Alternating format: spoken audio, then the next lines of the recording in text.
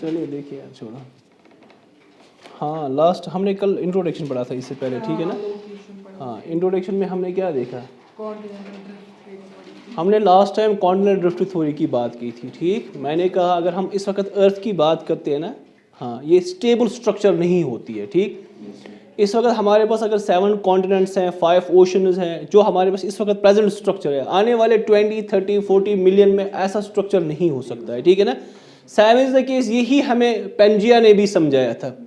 As per Pangaea जो Alfred Wegener ने दिया था, उसने कहा था जो ये पूरा लैंड मास था it was a single continent, वही कहा था ना उसने।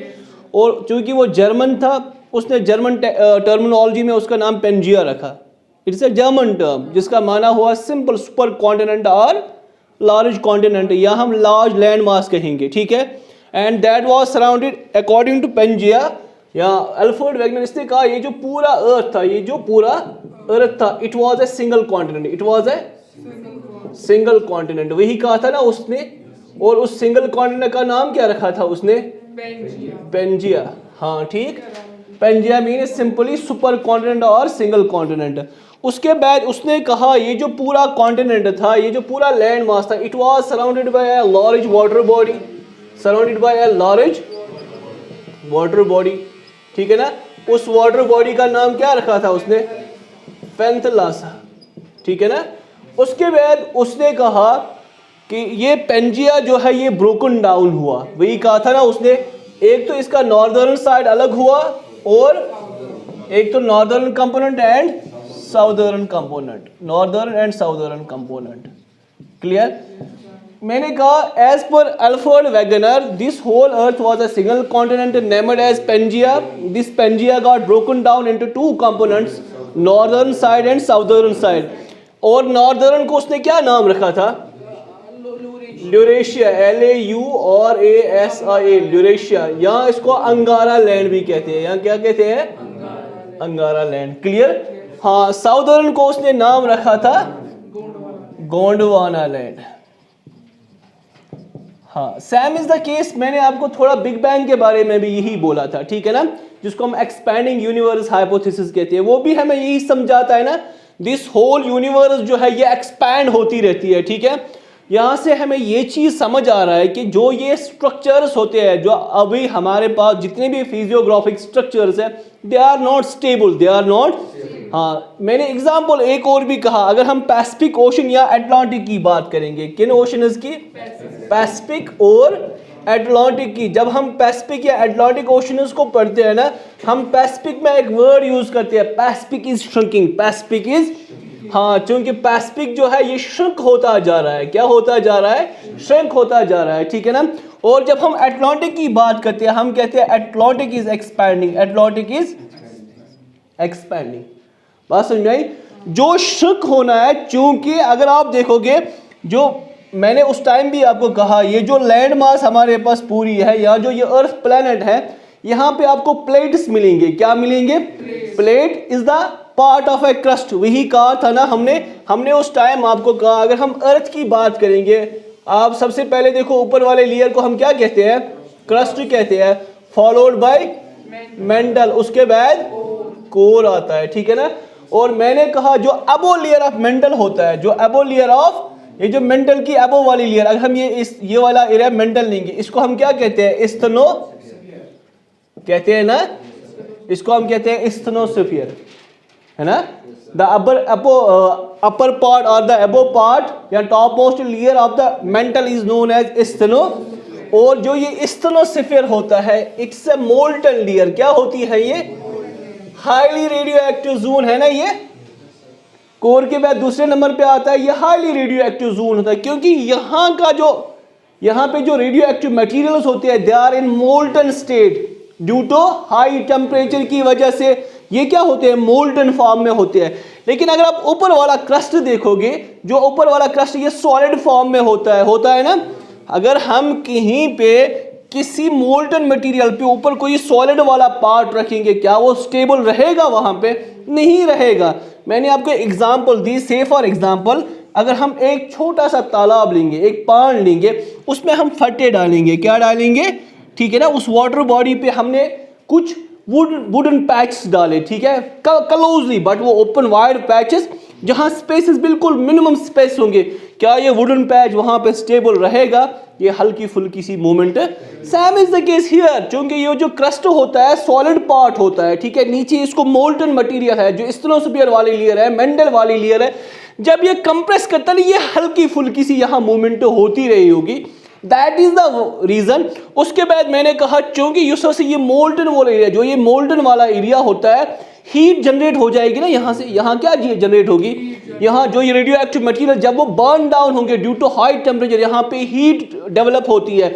मैंने आपको उस टाइम एक एग्जांपल भी दी, मैंने कहा अगर हम एक छोटा सा बीकर लेंगे, अगर हम इस बीकर में अगर हम वाटर डालेंगे, अगर इस बीकर में क्या डालेंगे, जब आप इसको हीट अप करते हो नीचे से, आप देखो ना वहां वो सर्कुलर मोशन जैसे वो बबल्स जनरेट होते हैं ना, वो पानी गोल गोल सा उसमें लगता है ना, वो सर्कल जैसा बनाते हैं। वो क्या होते हैं? वो हीट की वजह से होते हैं। वो ऐसे आपको वहां से दिखेंगे, ऐसे है ना।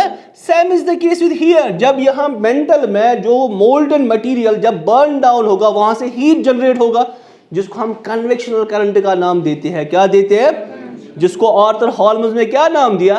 Convectional current. उस कॉन्वेक्शनल करंट देखो, जब से फॉर एग्जांपल अगर हम देखेंगे मेंटल वाला पार्ट, ये वाला देखेंगे, से फॉर एग्जांपल ये क्रस्ट है, नीचे मेंटल है ना, यहां हीट की वजह से ये ना ऐसे वो सेल लाइक बनते हैं। जो किसने कहा हमें? आर्थर हॉलम्स ने। उसने कहा जो ही यहाँ पे जो हीट जनरेट हो जाती है, जो ही यहाँ पे क्या होती है हीट, वो हीट ना वो साइक्लिक फॉर्म बनाती है यहाँ पे, सेल लाइक जो कन्वेक्शनल सेल्स बनाती है। बात समझ में? जैसे कि हमने वो बीकर की एग्जांपल, ये ना वो राउंडेड, और इन सेल्स का उसने नाम रखा कॉन्वेक्शनल सेल्स। क्या रखा? Convection. It is because of convectional heat की वजह से है, या कॉन्वेक्शनल करंट की वजह से। उसके बाद इसने कहा ये जो राइजिंग लिम्ब्स होते हैं, एक डाउनफॉल जहां पे ये डाउन हो जाएगा, है ना, लिम्ब हो गया, एक तो राइजिंग लिम्ब होगा जहां से ये राइज हो जाता है, दूसरा जहां से ये सबडक्ट वापस आ जाएगा, ठीक है ना। और यहां से इसने कहा यहां क्या होता है, यहां से ये हीट एस्केप हो जाती है। क्या हो जाती है? हीट। ये कंटिन्यूअसली इस क्रस्ट को पुश करता रहता है। क्या करता रहता है? पुश करता रहता है। और एक स्टेज आता है जब ये क्रस्ट ब्रोकन डाउन हो जाएगा। हाँ, जैसा कि अफ्रीका में वो रिफ्ट वैलीज बनाई है। क्या बनाई है? और फिर ये अगर आप कॉन्टिनेंट वाले पार्ट पे देखोगे, ये वहां पे वो रिफ्ट वैलीज लाइक बनाते हैं, जहां पे दो प्लेट्स दूर चले जाते हैं, ठीक है ना। हाँ, जहां डाइवर्ज हो जाएंगे, पीछे भाग जाएंगे, ठीक है ना। हाँ, अगर यही क्या होगा, अगर ये लैंड मास पे होगा, कॉन्टिनेंट वाले पार्ट पे होगा, इसको हम वहां पे क्या कहते हैं, ये बनाते हैं वहां पे रिफ्ट वैलीज। क्या बनाएगा? वो बनाएगा ना, बनाए ना कॉमन, ये लैंड मास ब्रोकन डाउन को प्लेट्स अपार्ट हो जाएंगे ना, तो ये रिफ्ट वैलीज। अगर आप यही वाला फीचर देखोगे किसमें? वाटर बॉडीज में। किसमें देखोगे? हाँ, या ओशन वाले प्लेट पे। किस पे देखोगे? तो वहां पे ये बनाता है, रिजेस बनाएगा, जिसको हम RIDGES, जो माउंटेन लाइक स्ट्रक्चर्स होते हैं, बीच में कैविटी होगी, गैप होगी, कहाँ? अंडर द, यहाँ इन द वाटर बॉडी होगा, किसमें? ओशन में होगा, उनको वहां पे रिजेस कहते हैं। क्या कहते हैं? एक्चुअली यहाँ ये स्टोरी समझाने का मेरा एक ही मकसद है कि जो यहाँ पे इस वक्त हमारे पास जितने सारे फिजियोग्राफिक स्ट्रक्चर्स है, दे आर नॉट स्टेबल। बात समझ में आई? आने वाले टाइम पीरियड, मैंने कहा यहाँ पे जो पैसिफिक ओशन है, ये कहा वहां पे भी यही रीजन है, वहां कॉन्टिनेंट प्लेट और ओशन प्लेट की सबडक्शन हो जाती है, क्योंकि यूज हैवियर, जो हैवियर होगा ना, ओशन प्लेट और कॉन्टिनेंट प्लेट, अगर आप देखोगे ना, ये है ओशन प्लेट, ये है कॉन्टिनेंट। ओशन, जैसा कि अगर आप आगे पढ़ोगे, ये हैवियर होता है ओशन, क्योंकि इसीलिए तो डाउन रहा होता है। हाँ, अगर हम बकेट लेंगे, अगर हम एक बकेट लेंगे, उस बकेट में क्या करेंगे, हम वाटर डालेंगे, थोड़े से कंकरे कुछ डालेंगे, पानी ज्यादा है ना, यहाँ कुछ डस्ट डालेंगे, और डस्ट फ्लोट होता है ना, सो रोजना अबव द सरफेस, और जो पत्थर होते हैं, कंकरे, वो कहाँ आ जाएंगे? At the bottom. That means जो हेवियर एलिमेंट्स होते हैं वो एट द बॉटम आ जाएंगे। वो कहाँ आ जाएंगे? हाँ, जो लाइटर होंगे वो राइज हो जाएंगे। सेम इज द केस, जो कॉन्टिनेंट वाला पार्ट होता है, ये अबव वाला पार्ट होता है, ये लाइटर मटीरियल होन बनियामत केमन होन चासा, जिसको हम सियाल सीमा कहते हैं ना, ये लाइटर मटेरियल्स का बना होता है। और जो ओशन वाला प्रेशर सा हेवियर एलिमेंट होता है, इसलिए वो डाउन रहा होता है। जब ये आपस में कोलाइड करते हैं ना, वो हम कहाँ हिमालयाज में देखेंगे कोलूजन कैसे होता है, ठीक है ना। जब ये आपस में कोलाइड करेंगे, जो हेवियर वाला होगा ना, वो दफनाया जाएगा, वो सबडक्ट हो जाएगा। इसीलिए यहाँ पे एक और प्रोसेस है, वो हाँ ट्रेंचेस बनाते हैं, फिर वो मिड ओशन रीजस की वजह से ये कंटिन्यूअसली एक्सपैंड और और एक एक्सपैंड हो जाए, श्रिंक हो जाता है, दूसरा एक्सपैंड हो जाता है। ठीक, अब सिंपली अब छोड़िए, ये आपकी काम की नहीं है, थोड़ा सा बेसिक्स याद रख लेना। ठीक, अब अगर हम जाएंगे, हमने कहा हमारे पास टोटल नंबर ऑफ कॉन्टिनेंट्स कितने हैं? 7 हैं। सबसे पहले Asia, followed by Africa, followed by north America, उसके बाद साउथ अमेरिका, उसके बाद Antarctica, Australia.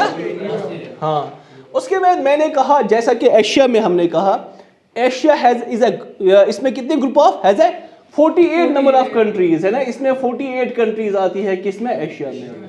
On the base of area Asia is known to be the largest continent of the world, है ना।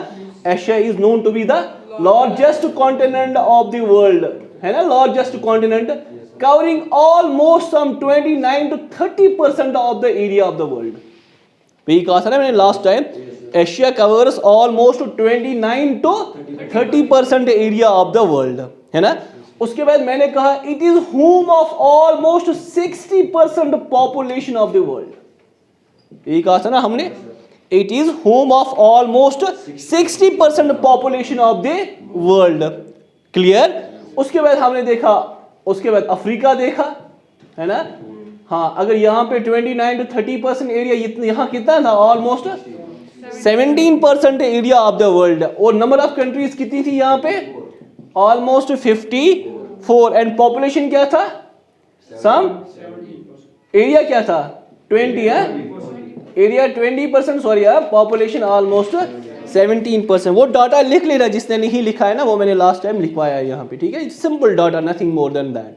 ठीक, उसके बाद हमने कहा एक्चुअली हमें जाना है इंडिया में। कहाँ जाना है? इंडिया में। तो हम थोड़ा गोल गोल घूम के आगे, थोड़ा सा वर्ल्ड ओवरव्यू लिया, इसका थोड़ा जियोमॉर्फोलॉजी थोड़ा सा देखा, ताकि हम डायरेक्टली इंडिया में नहीं जाएंगे, थोड़ा दाएं बाएं चक्कर करके आके हाँ आके इंडिया में चले जाएंगे। वही किया था ना हमने लास्ट टाइम। फिर हमने एशिया में गए और हमने देखा हमारा जो इंडिया है, ये जो इंडियन पार्ट कंट्री है, ये लाई करता है किसमें? एशिया में। वही देखा था ना हमने लास्ट टाइम, इंडिया लाइज इन। और जब हमने एशिया का मैप देखा था, हमने जब east, west, north and south देखा था। ठीक है, मैंने कहा India lies almost in between east and west Asia. India lies in between east and but towards southern extension, towards, क्योंकि अगर आप देखोगे ना इक्वेटर वाला पार्ट जो है, India show like almost at 8 degrees पे, है ना, है ना। India lies almost above 8 degree of the equator.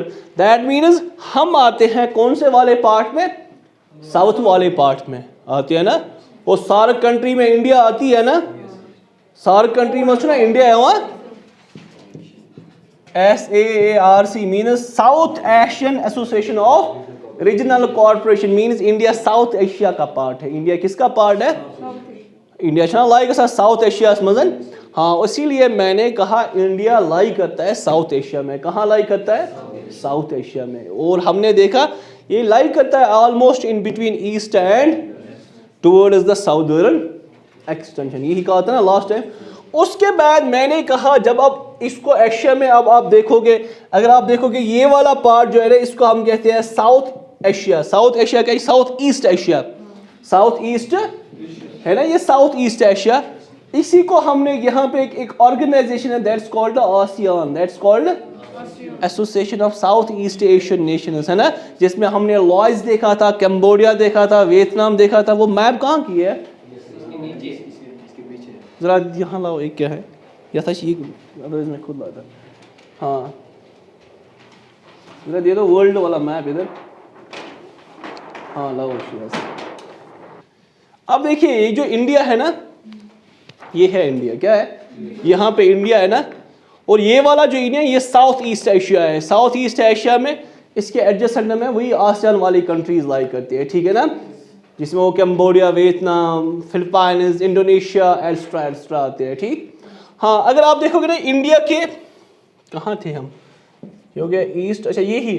अगर आप देखोगे ना इसके यहाँ नॉर्दर्न साइड से, इंडिया के नॉर्दर्न साइड से आप देखो ना, यहाँ से वो सेंट्रल एशिया के पार्ट की कंट्रीज लाई करते हैं ना, जो मैंने 5 तान वाली कंट्रीज का नाम कहा था, ताजिकिस्तान, कजाकिस्तान, किर्गिस्तान, तुर्कमेनिस्तान। ठीक है ना। हाँ, इसके टुवर्ड्स ईस्ट में जाओगे तो एक्सट्रीम ईस्ट में वो क्या आएगा? ये वाला पार्ट आएगा, वो ईस्ट जापान वगैरह पार्ट्स आएगा। ऊपर आप देखो चाइना है एक साइड से वगैरह, चाइना वो मंगोलिया पार्ट्स है, ठीक है। वेस्ट साइड से जाओगे तो अरबियन पेनिनसुला आएगा, जिनको हम मिडिल ईस्ट की कंट्रीज भी कहते हैं, ठीक। ये थोड़ा मैप देखना है, बाकी कुछ नहीं है, ठीक। उसके बाद हमने कहा अगर हम इंडिया में अब सीधे जाएंगे, कहाँ, ये है ईस्ट वेस्ट, ये है नॉर्थ एंड, ये तो अच्छा क्लियर, कोई डाउट तो नहीं है। जनरल में इंट्रोडक्शन की बात कर रहा हूं। देखिए अगर आप इंडिया को देखोगे, वहां पे मैप बना है, वो देख लेना वो मैप।